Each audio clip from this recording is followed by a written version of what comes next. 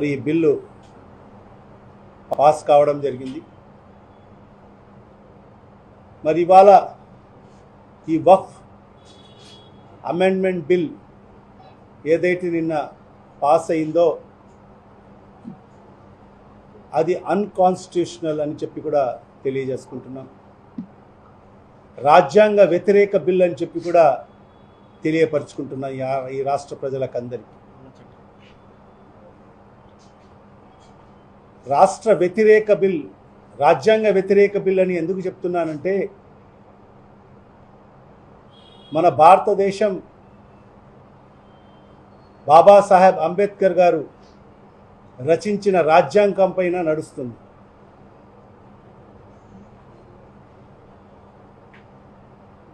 మన భారతదేశ ప్రధాని కానివ్వండి, మరి చట్టసభల్లో ఉన్న ప్రతి ఒక్కరు కూడా మరి ఆ రాజ్యాంగం పైన ప్రమాణం చేసి మేము అందరికీ న్యాయం చేస్తాము, ఈ రాజ్యాంగాన్ని అనుసరించి ముందుకు వెళ్తామని చెప్పి ప్రమాణం చేసి ఈరోజు రాజకీయ పదవుల్లో మరి ప్రధానమంత్రి అయితేమి, మంత్రులు అయితేమి, కేంద్ర మంత్రులు అయితేమి, మరి పార్లమెంట్ సభ్యులు అయితేమి అందరు కూడా బాబాసాహెబ్ గారు రచించిన రాజ్యాంగం పైన ప్రమాణం చేసి మరి వాళ్ళందరూ కూడా తమ తమ పదవులు అనుభవిస్తూ ఉన్నారు. మరి అలాంటి బాబాసాహెబ్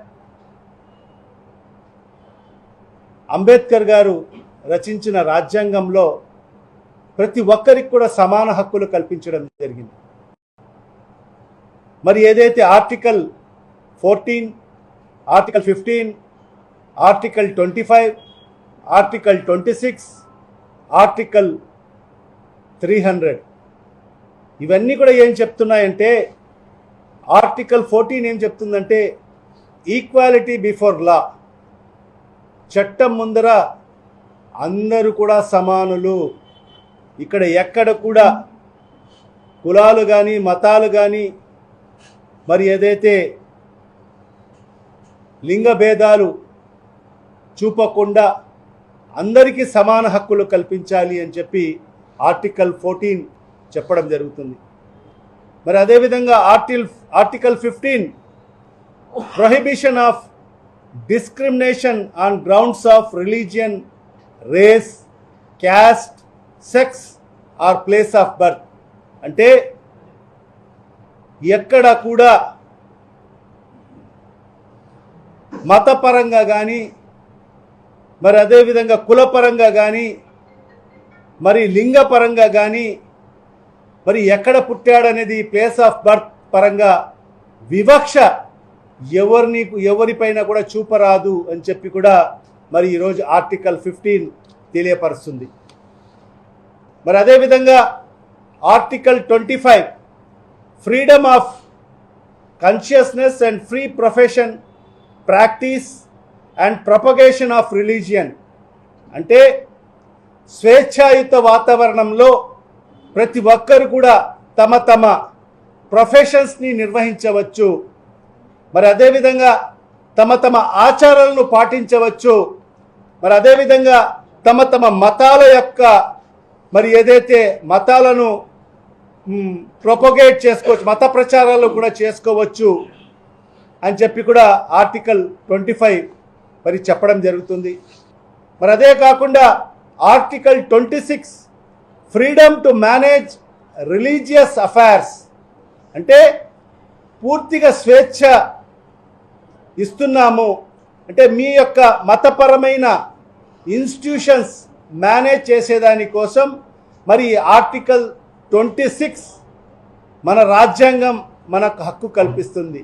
మీరు స్వేచ్ఛాయుత వాతావరణంలో మీ యొక్క మతపరమైన ఇన్స్టిట్యూషన్స్ని మీరే నిర్వహించుకోవచ్చు అని చెప్పి కూడా మరి ఆర్టికల్ 26 మరి చెప్పడం జరుగుతుంది.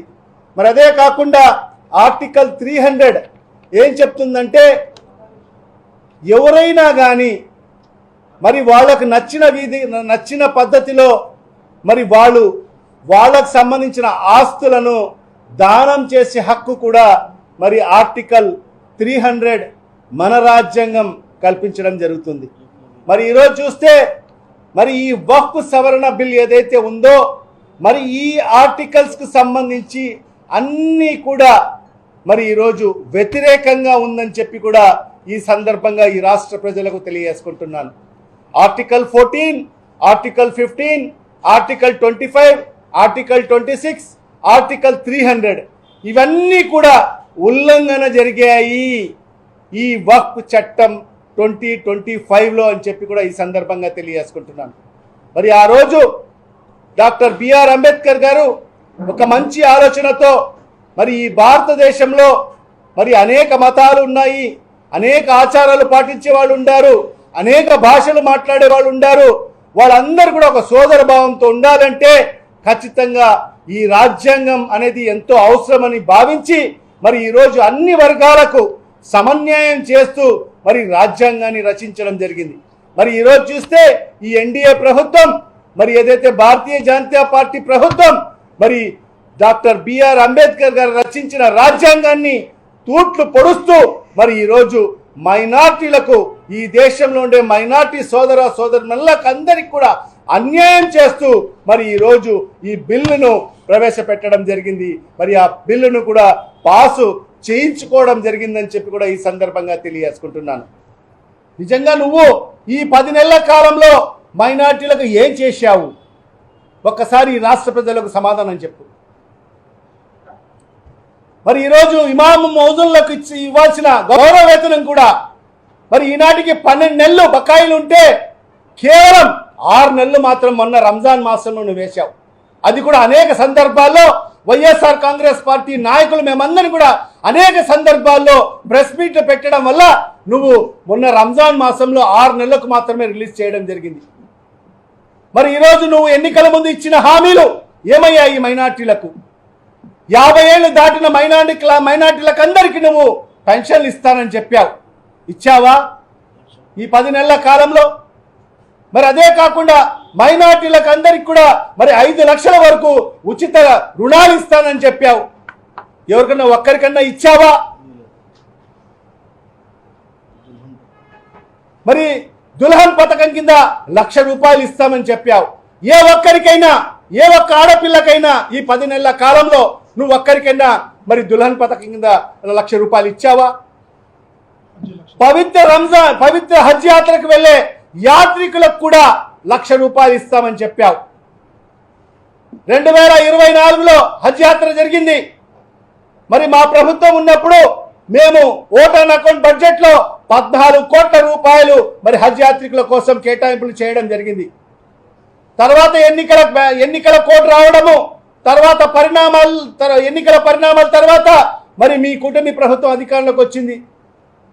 మరి వచ్చిన తర్వాత 2024లో వెళ్ళిన హజ్ యాత్రికులకు నువ్వు ఒక్క నయా పైసైన ఆర్థిక సాయం చేశావా? చేయలేదు. మరి ₹1,00,000 ఇస్తామని చెప్పావు. ఒక్కరికన్నా ఒక్క హజ్ యాత్రికన్నా ఇచ్చావా? ఇవ్వలేదు. మరి ఖచ్చితంగా అందరినీ మోసం చేసిన వ్యక్తివి నువ్వు చంద్రబాబు నాయుడు. మసీదు మెయింటెనెన్స్ల కోసం నెలకు 5,000 ఇస్తానని చెప్పావు. నువ్వు ఏ మసీదుకు ఈ 10 నెలల కాలంలో నువ్వు డబ్బులు ఇచ్చావా? ఈరోజు ఎంత దుర్మార్గం అంటే ఎంతో ప్రయాసపడి ఎంతో కష్టపడి మా ప్రభుత్వ అధికారం ఉన్నప్పుడు మా ఆనాటి ముఖ్యమంత్రి జగన్మోహన్ రెడ్డి గారు మరి మన రాష్ట్రం నుంచి వెళ్ళే హజ్ యాత్రికుల కోసం మన రాష్ట్రం నుంచి వెళ్ళాలని చెప్పి ఎంబార్కేషన్ పాయింట్ని సాధించుకుంటే మరి ఆ ఎంబార్కేషన్ పాయింట్ని కూడా మరి తీసివేయడం జరిగింది. దాన్ని కూడా నీ చేతకానితనం వల్ల మరి అది కూడా పోగొట్టుకోవడం జరిగింది. మరి ఇవాళ నువ్వు ఏ రకంగా మైనార్టీలకు మేలు చేస్తావు, మైనార్టీలకు ఉద్ధరిస్తావు అని చెప్పి మైనార్టీలు నీ మీద ఆశ పెట్టుకోవాలి. మరి ఇవాళ ఒకటే, చంద్రబాబు నాయుడు అనే వ్యక్తి చరిత్రలో చరిత్రహీనుడిగా మిగిలిపోతాడని చెప్పి కూడా ఈ సందర్భంగా తెలియజేసుకుంటున్నాను. నిజంగా మైనార్టీలకు మేలు చేసిన వ్యక్తులు ఎవరంటే గతంలో ఆ మహానేత దివంగత ముఖ్యమంత్రి డాక్టర్ వైఎస్ రాజశేఖర రెడ్డి గారు. మైనార్టీల స్థితిగతులను ఆయన చూసిన తర్వాత ఆ రోజు మైనార్టీలకు 4% రిజర్వేషన్లు కల్పించడం జరిగింది. తద్వారా ఈరోజు అనేక మంది మైనార్టీ సోదర సోదరులు ఈరోజు ఉద్యోగ మరియు ఉపాధి అవకాశాలు ఈరోజు వాళ్ళకు మెండుగా రావడం జరిగింది. మరి అదే కాకుండా మరి ఏదైతే ఫీజు రియంబర్స్మెంట్ పథకం ద్వారా ఈరోజు అనేక మంది లక్షలాది మంది విద్యార్థులు అందరు కూడా ఈరోజు ఉన్నత చదువుకుంటున్నారంటే మరి ఆనాడు రాజశేఖర గారు పెట్టిన ఫీజు రియంబర్స్మెంట్ వల్లనే. మరి దాని తర్వాత మరి మన నాయకుడు ఆయన తనయుడు శ్రీ వైఎస్ జగన్మోహన్ రెడ్డి గారు అని చెప్పి కూడా ఈ సందర్భంగా తెలియజేసుకుంటున్నాను.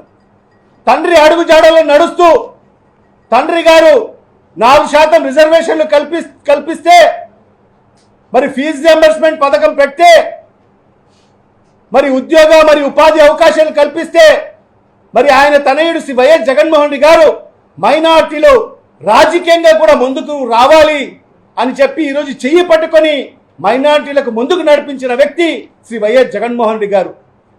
ఆయన ముఖ్యమంత్రిగా ఉన్న సందర్భంలో ఎప్పుడు ఎవరు చేయనటువంటి మేలుని మైనార్టీలకు చేయడం జరిగింది జగన్మోహన్ రెడ్డి గారు. మరి నలుగురికి ఎమ్మెల్యేగా అవకాశం ఇవ్వడం జరిగింది. శాసన మండలిలో కూడా నలుగురికి అవకాశం ఇవ్వడం జరిగింది. ఎప్పుడు సమైక్య ఆంధ్ర రాష్ట్రంలో కూడా శాసన మండలిలో నలుగురికి ఎక్కడ ఎవరు మైనార్టీలకు అవకాశం ఇచ్చిన దాఖలాలు లేవు. మరి రాష్ట్రం విడిపోయిన తర్వాత కూడా ఒక చిన్న రాష్ట్రంలో కూడా జగన్మోహన్ రెడ్డి గారు మైనార్టీలకు నలుగురికి మరి శాసన మండలిలో అవకాశం ఇవ్వడం జరిగింది. మరి ఇవ్వడమే కాకుండా ఒక మహిళ అయిన శాసన మండలి జకియా ఖానం గారికి మరి డిప్యూటీ చైర్మన్ ఇవ్వడం జరిగింది. ఇది ఒక చరిత్ర. మరి నలుగురు ఎమ్మెల్యేలలో మరి నన్ను ఒక మైనార్టీ సామాజిక వర్గానికి సంబంధించిన నన్ను తన మొట్టమొదటి మంత్రివర్గ కూర్పులోనే మంత్రివర్గంలో అవకాశం ఇవ్వడమే కాకుండా ఈ రాష్ట్రానికి ఉప ముఖ్యమంత్రి చేసిన ఘనత ఒక్క జగన్మోహన్ రెడ్డి గారి దక్కుతుందని చెప్పి కూడా ఈ సందర్భంగా తెలియజేసుకుంటున్నా.